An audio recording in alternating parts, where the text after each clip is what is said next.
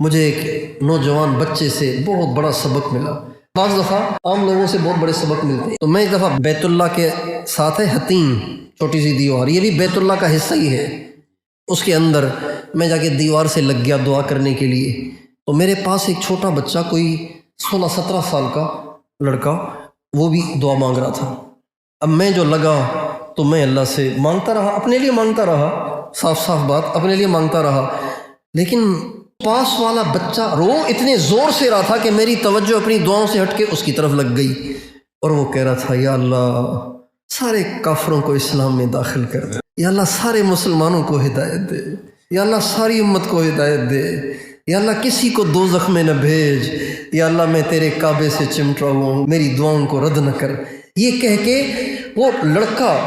17 سال کا، 16-17 سال کا لڑکا اتنے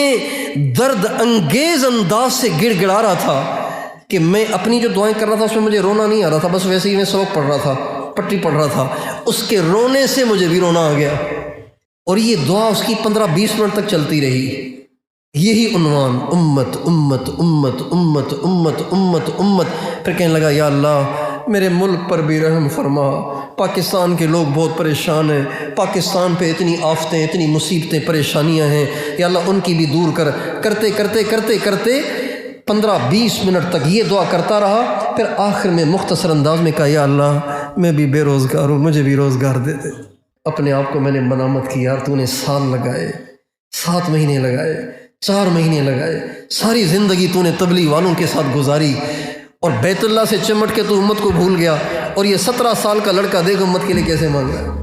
خنجر لگے کسی کو